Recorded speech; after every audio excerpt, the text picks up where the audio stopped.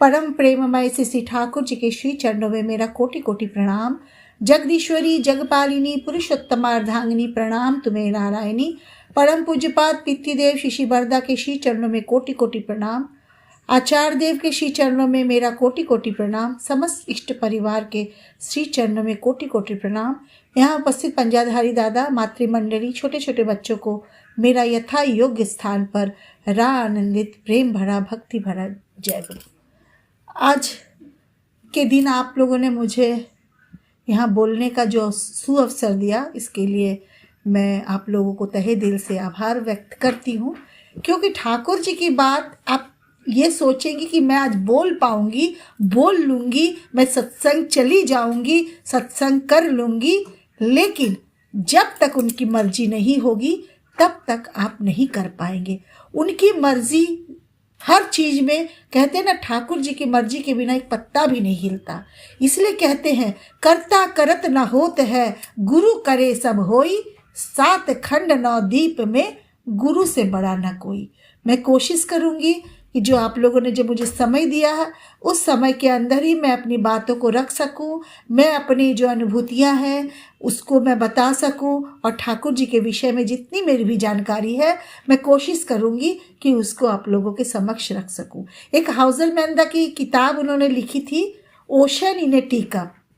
एक समुद्र पूरा एक कप के प्याले में, चाय के प्याले में पूरा समाहित है। उन्होंने इस किताब को वैसा ही लिखा, छोटी सी किताब, लेकिन ठाकुर जी के जीवन का पूरा सार। उसी तरह मैं कोशिश करूंगी कि आप लोगों ने जो मुझे 20 या 25 मिनट का जो भी समय दिया है, उसके अंदर मैं ठाकुर जी की बातें जितना मैं जानती हूँ, मैं जितना समझती हूँ और अभी तक मैं जितना कर पाई हूँ, वो आप लोगों के समक्ष रखने की चेष्टा करूँगी। ठाकुर जी हमारे परम प्रेममय श्री ठाकुर अनुकूल चंद्र जी कहते हैं ना, गुरु की पूजा किए बिना न होती किसी देव की पूजा, सभी देवों का सिद्ध आसन, गुरु किंतु उनकी ध्वजा।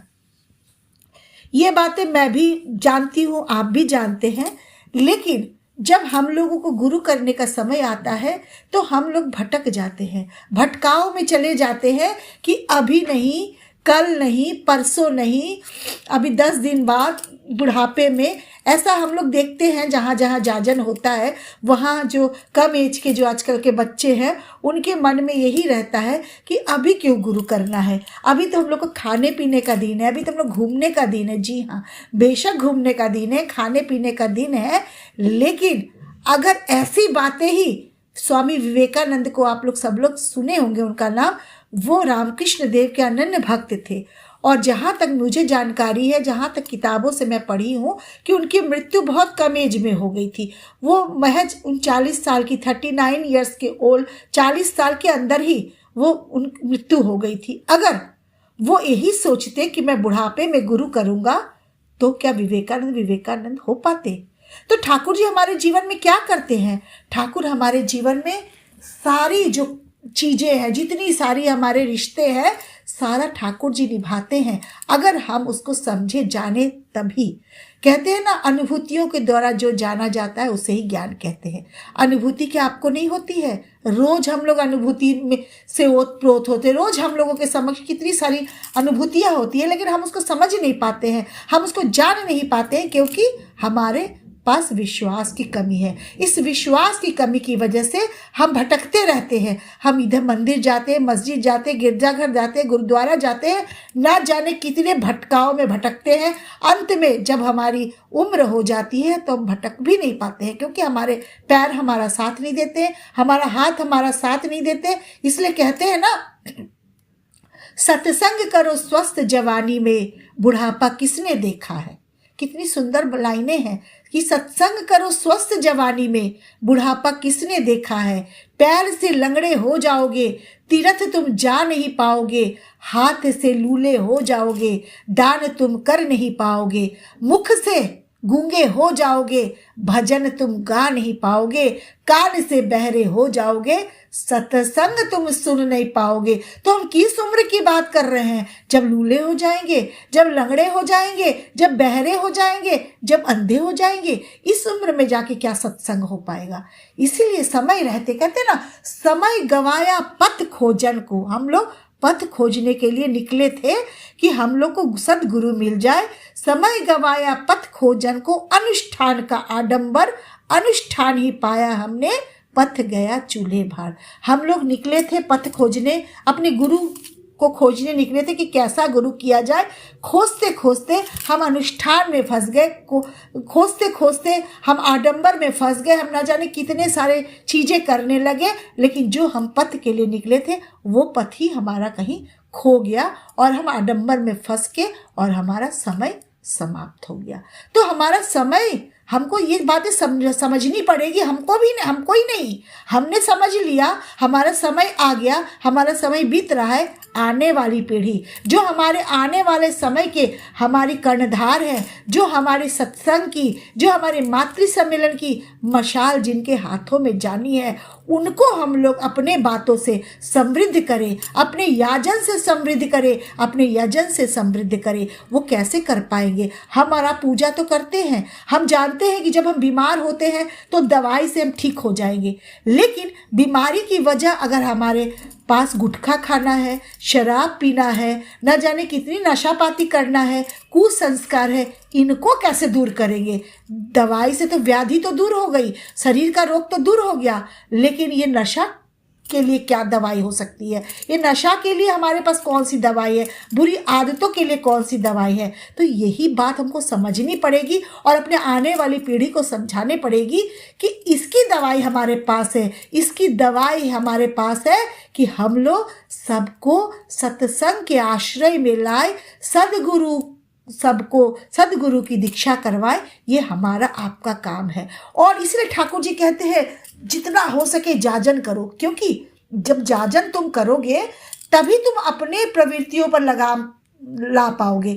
अगर तुम सिगरेट पी रहे हो तो तुम्हारा यजन यही होगा कि मैं सिगरेट अपना बंद करूं, तभी दूसरे को मैं बोल सकता हूं कि ए भाई, ए बहन, जो भी है, आप सिगरेट मत पियो, ये बुरी चीज़ है, आप नशा मत करो, ये बुरा चीज़ है। तो यजन हमने अपने आप को ही करना है, उसके बाद ही याजन में दम होगा, नहीं तो यजन के बिना याजन में कोई दम नहीं होगा। लोग कहेंगे इसका तो अपना ही ठीक नहीं है, अपना ही चरित्र ठीक नहीं है, तो क्या ये याजन करेगा? इसीलिए पहले अपने परिवार को सुंदर बनाइए, सुदृढ़ बनाइए। अपने बच्चे जो है उनको सत्संग के का जो नियम है, जो चीज़ है, उनको अभ्यास कराइए, क्योंकि जब बच्चे छोटे होते हैं तो उनको कोई भक्ति भावना नहीं होती, वो अभ्यास के तहत सब करते हैं। जैसे स्कूल जाते हैं, अभ्यास के तहत, स्कूल जाना नहीं चाहते हैं, लेकिन माँ बाप उसको अभ्यास कराते हैं तो बच्चा स्कूल जाने लगता है। उसी तरह हम घर के अपने पूजा में, अपने प्रार्थना में,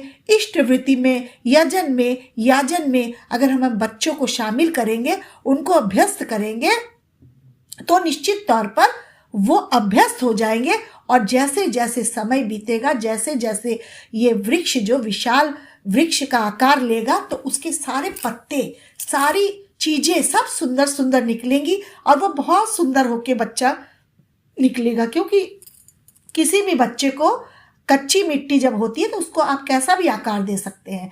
राम का आकार दीजिए, रावण का दीजिए, निश्चित तौर पर कोई माँ अपने बच्चों को रावण का आकार तो नहीं देना चाहेगी। सभी माँ का चाहत होता है कि हमारा बच्चा राम जैसा बने, कृष्ण जैसा बने, लेकिन उसके लिए माँ को जो करना होगा वो करना होगा। सिर्फ अपने ही पूजा करने से नहीं होता है।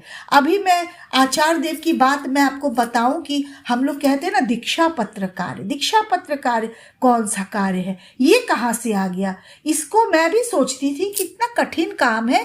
पहले मैं सोचती थी बहुत आसान है, लेकिन जब फील्ड में करने के लिए गई तो बहुत कठिन है।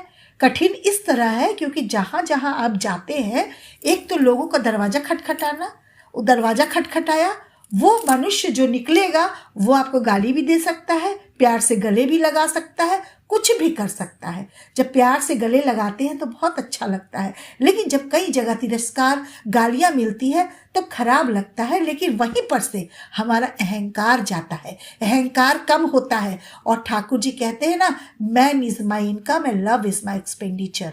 तो यहीं पर समझ में आता है कि कैसे आदमी ठाकुर जी की आमदनी है और कैसे प्यार जो है उनका इनकम है। लेकिन हम मनुष्य जो है, हमने क्या कर लिया है, मनी इज माई इनकम, हमारा रुपया हमारी आमदनी है और ईगो अहंकार मेरा कहते हैं एक्सपेंडिचर है। ये हम लोगों ने किया है, लेकिन ठाकुर जी ने man is my income and love is my expenditure बताया। इसको करने से अहंकार जाता है। और आप क्या सोचते हैं कि आप और हम ही सिर्फ दीक्षा पत्र कार्य कर रहे हैं?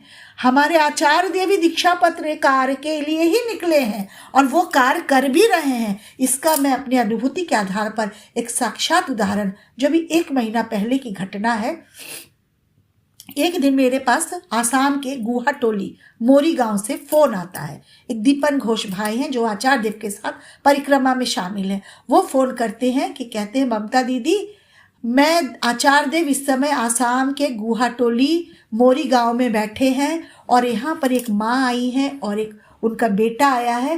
वो आचार्य देव को प्रणाम किया है और बता रहा है कि मेरा एक भाई कानपुर रहता है जो सत्संगी तो है, लेकिन सत्संग जगत से जुड़ा नहीं है और पता नहीं वहाँ सत्संगी लोग हैं भी कि नहीं है, क्योंकि 3 साल हो गए उसको वहाँ रहते हुए।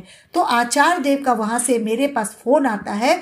दीपन आचार्य देव को अपना फ़ोन देते हैं। आचार्य देव मेरे से बात करते हैं। मुझे समझ में नहीं आता कि मैं जय गुरु बोलूं, प्रणाम बोलूं, खड़ी हो जाऊं कि बैठी रहूं। मतलब इतना भाव विभोर हो गया था मेरा मन कि समझ में नहीं आ रहा था कि कभी आचार्य देव से मेरी फ़ोन पे इस तरह बात नहीं हुई है। तो मैं अपने सोफे पे बैठी थी, मुझे समझ में नहीं आया, मैं सोफे पर ही खड़ी हो गई। हालांकि वीडियो कॉल नहीं था, लेकिन मुझे ऐसा लग रहा था और मेरा रोम रोम रोमांचित हो उठा कि आचार्य देव का फ़ोन है। आचार्य देव मेरे से कह रहे हैं कि यहाँ उस एक मिथुन दादा हैं जो कानपुर रहते, चकेरी एयरफोर्स स्टेशन में कार्यरत है, 3 साल से हैं और वो सत्संग जगत से नहीं जुड़ पा रहे हैं। वहाँ तुम लोग जल्दी से जल्दी उनसे कांटेक्ट करो और जल्दी से जल्दी उनसे मिलो। मुझे उन्होंने ये आदेश दिया कि आप जल्द से जल्द उनसे मिलो, क्योंकि उनकी माँ यहीं बैठी है और मेरे समक्ष वो बोल रही है। मैं उनको आश्वस्त की कि मैं जल्द से जल्द मिलूंगी। हालांकि चकेरी एयरफोर्स स्टेशन हमारे यहाँ से 20 किलोमीटर दूर है। मैं बोल तो दी, लेकिन मैं सोचने लगी कि मैं मिलूंगी कैसे, लेकिन मिलूंगी तो बहुत जल्दी, क्योंकि आचार्य देव ने मुझसे ये बात कही है और मैं इनको मिलना ही है।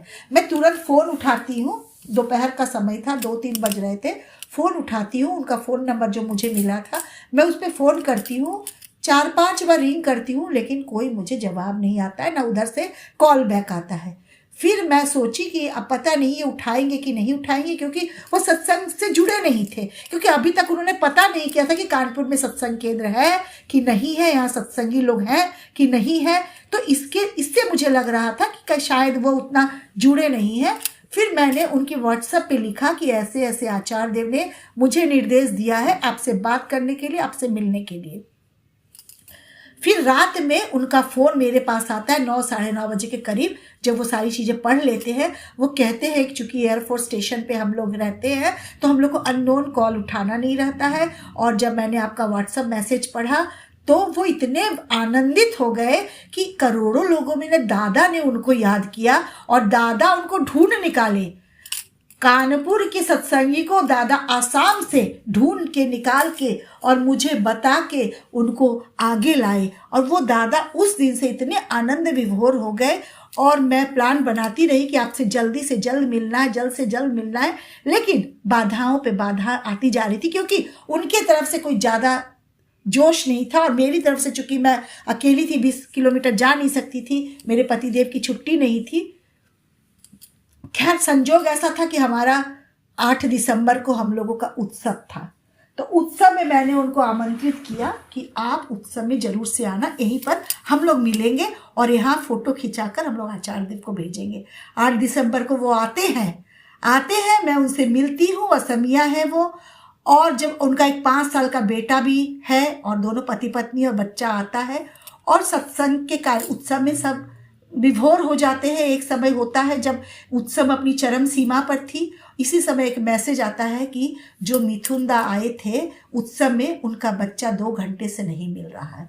2 घंटा उनका बेटा लापता हो गया और जहाँ हम लोग का उत्सव स्थल था वो बहुत मार्केट के बीच में था। इतना मार्केट था, इतना मार्केट, इतना चलता रोड कि वहाँ से आप भी, हम जैसे लोग भी क्रॉस करना मुश्किल है।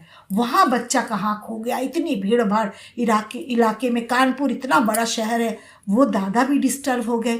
मैं भी ये सोचने लगी कि आचार्य देव ने निर्देश दिया और मैं उनको बुलाई और उनका बेटा खो गया। 2 घंटा सब डिस्टर्ब रहे, उत्सव चलता रहा, ठाकुर जी का कार्यक्रम चलता रहा और सब लोग डिस्टर्ब रहे। चारों तरफ वॉलंटियर्स हमारे घूम रहे हैं और वो बच्चा को हिंदी नहीं आती थी, वो असमिया था, उसको हिंदी नहीं आती थी। इसी बीच किसी ने उनसे कहा, मिथुन दास से, कि आप अपने ढूंढ रहे हैं, आपने ठाकुर जी को निवेदन तो किया नहीं, क्योंकि ठाकुर जी पर जब तक विश्वास नहीं होगा तब तक आप उनसे बोल ही नहीं सकते हैं, तब तक आपकी आवाज ही नहीं निकलेगी। तो वहां भी भक्त लोग थे, उनसे बोले कि आप ठाकुर जी से तो निवेदन करिए। तो वो मिथुन दा आते हैं और ठाकुर जी से निवेदन करते हैं कि ठाकुर जी मेरा बच्चा खो गया है, अब आप के हवाले है। कहते हैं ना, ठाकुर जी की मर्जी के बिना एक पत्ता भी नहीं हिलता है। हम बहुत कोशिश करके हार गए, लेकिन ठाकुर जी के समक्ष हम लोगों ने नहीं बोला। लेकिन जैसे ही ठाकुर जी के समक्ष हम लोगों ने निवेदन किया, क्योंकि ठाकुर जी को तो हम लोग फोटो समझते हैं, शीशे में बंद एक फोटो है, वो जीवंत है, वो जीवंत आपका जहाँ बैठे वहीं सुनते हैं। आपको 10 लोगों से अपनी समस्या कहने की ज़रूरत ही नहीं है। आप ठाकुर जी से बोल के तो देखिए। हम लोग बोलते हैं, हम लोग को धीरे धीरे विश्वास होता जा रहा है कि ठाकुर जी फोटो नहीं है, ठाकुर जी एक व्यक्ति नहीं है, ठाकुर जी एक शक्ति है। उस शक्ति के पास अपनी बातों को तो रख के देखिए। इसके बाद 10 मिनट बाद एक फोन आता है कि एक बच्चा मिला है CTI चौराहे पे, जो हम लोग के उत्सव स्थल से 2 किलोमीटर आगे था। सोचिए, 5 कदम भी वहां आदमी को चलना मुश्किल है, बच्चा 2 किलोमीटर आगे पहुंच गया था। किसी बच्चे के सहारे सहारे चल गया और उसको हिंदी नहीं आती थी, लेकिन स्कूल में उसको माई सेल्फ याद कराया गया था कि माई सेल्फ लिखो, माई नेम इज ये, my name is Manjay, I am 6 years old।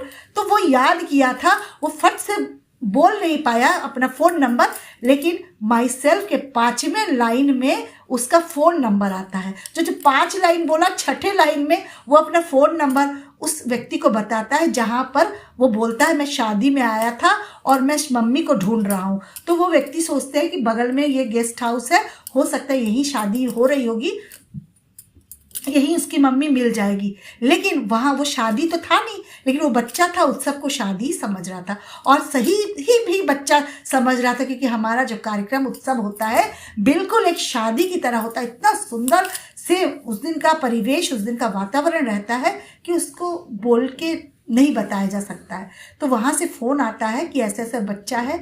फिर हम लोगों को 2 घंटे बाद वो बच्चा मिलता है।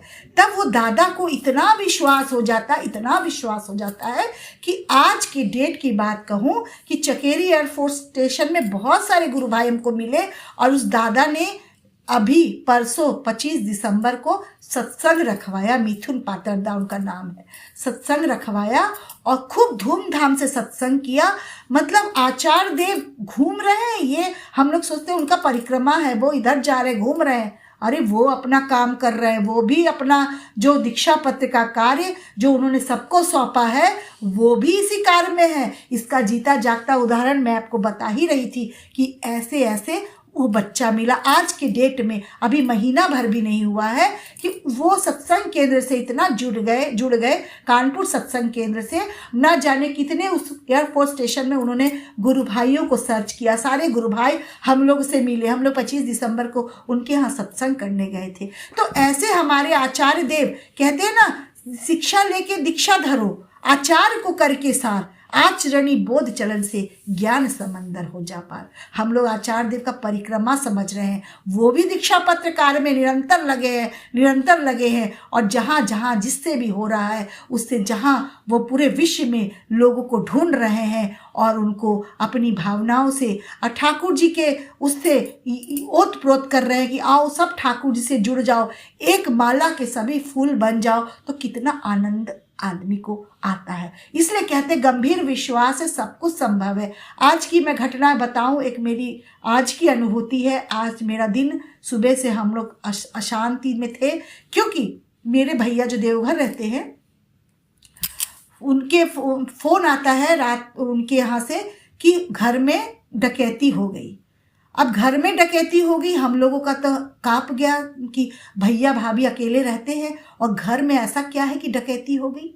अब सोचिए कि रात को 10, 12, 15 लोग आते हैं, 1:30 बजे का समय था और वो इतना बड़ा हमारा कैंपस है, वहाँ से कूदते हैं और भैया भाभी मेरे नीचे सोए रहते हैं, काम वाली नीचे सोई रहती है और वो भी कोई जान पहचान का ही आदमी होगा जो सब कुछ बता के रखा था कि ऐसे घुसना, ऐसे चढ़ना, ऐसे करना। तो जैसे ही बाउंड्री कूदता है, सीसीटीवी कैमरा फ्लैश होता है। यहाँ पर एक गलती थी कि फ्लैश वाला कैमरा लगा था, जैसे ही फ्लैश होता है बस उनको समझ में आ जाता है जो डकैत लोग हैं कि सीसीटीवी लगा है, बस सीसीटीवी का तार काट देते हैं।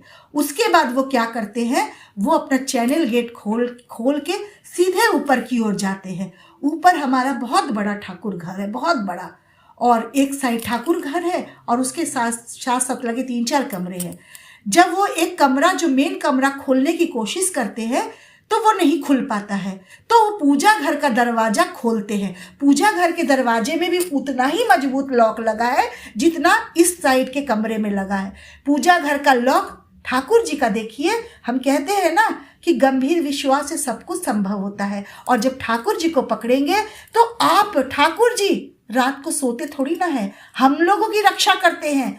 तो वो ऐसे खुल गया कि इतना मजबूत लॉक इधर का नहीं खुला, लेकिन ठाकुर जी का कमरा खुल गया।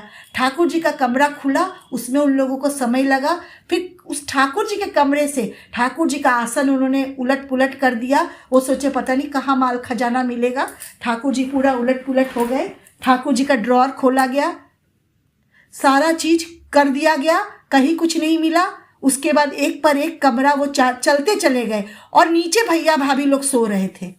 सोचिए कि उनको खट खट की आवाज़ आ रही थी, लेकिन चूंकि मेरा घर बिल्कुल मेन रोड पे है, इतनी गाड़ियां जाती है, तो उनको लग रहा था कि कोई बाहर से कोई आया है, कोई बाहर कोई कर रहा होगा, हमारे घर पे नहीं हो रहा है। लेकिन मेरी भाभी को शंका हुआ कि कहीं कुछ है, लेकिन ऐसा संजोग था कि फिर वो सो गए। सोचिए 2-2.5 घंटे तक ये चोर डकैत जो भी कहिए वो रहे, लेकिन मेन दरवाजा जहां भैया लोगों का मेन रूम है वो चोर खोल नहीं पाए। खोलते खोलते ये लोग जग गए। जग के कौन कौन चिल्लाए, तब तक लाइट सारे ऑन कर दिए, लेकिन फिर वो लोग शांत हो गए, चोर लोग। फिर ये लोग नहीं निकले। फिर सुबह जब भैया उठते हैं तो देखते हैं नीचे वाला जो घर है जहां सोए थे वो बाहर से लॉक है। तो भाभी से पूछते हैं कि आपका बाहर से कैसे लॉक कर दी। भाभी कहते मैं तो बाहर निकली नहीं।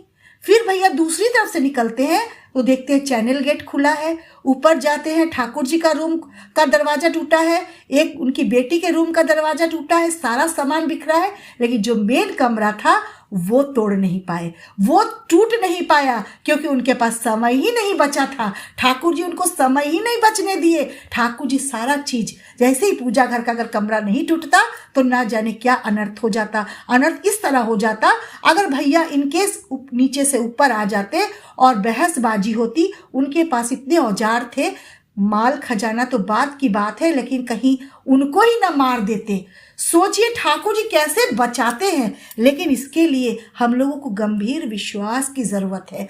आज के दिन पूरा दिन डिस्टर्ब रहे सारे लोग। आचार्य देव भी अभी देवघर आए हुए हैं, वो भी बोले कि ठाकुर जी ने सारा चीज अपने ऊपर ले लिया। तो ठाकुर जी अगर हम लोग विश्वास करेंगे, देखिए ऑल इंडिया रेडियो सबके लिए बजता है, सबके लिए समाचार आता है कि आज आंधी आना है, तूफान आना है, लेकिन उसी में हम रेडियो मिर्ची घुसा देते हैं तो हमको आंधी तूफान समझ में नहीं आता है, रेडियो मिर्ची का गाना समझ में आता है। इसलिए ठाकुर जी सबको निर्देश दे रहे हैं, लेकिन उसको सुनने के लिए हम लोगों को सक्षम होना पड़ेगा, हम लोगों को विश्वास गंभीर होना पड़ेगा। तभी हम ऑल इंडिया रेडियो का जो समाचार है, आज बहुत तेज वृष्टि होगी, आज बहुत तेज बर्फबारी होगी, सुन पाएंगे। नहीं तो एक ही बस में कई लोग सवार होते हैं, कई हम लोग उदाहरण पढ़ते हैं, कई दादा लोग सवार हुए और उतर गए कि कोई कोई दादा बच गए, कई लोग मर गए। तो दादा पूछते हैं, कोई दादा पूछते दादा आपने हमें क्यों बचाया, उन लोगों को क्यों मार दिया। तो दादा बोले, ठाकुर बोले सबको मैंने बराबर से संदेश दिया, लेकिन चूंकि तुम ठाकुर जी से जुड़े थे, ठाकुर जी से इंट्यून्ड थे, तो तुमको मेरी आवाज सुनाई दी। तो आइए इस बेला में हम लोग ठाकुर जी से इतने इंट्यून्ड हो जाए, हो जाए कि हम लोगों को आने वाला जो झंझट तूफान है सबका अंदेशा हो जाए और हम लोग बलवान हो जाए। इसलिए कहते हैं झंझट तूफान जितना भी आए मन में रखना जोर, माथे पे तेरे दयाल ठाकुर क्या चिंता तेरी ओर। इष्ट में रखो भक्ति अटूट, शक्ति पाओगे मन में, रंग दो स्वभाव उनके रंग में, पड़ोगे नहीं दुख में। मेरा समय समाप्त हो गया है। इन्हीं शब्दों के साथ सभी की मंगल प्रार्थना करते हुए सभी को बहुत बहुत जय गुरु।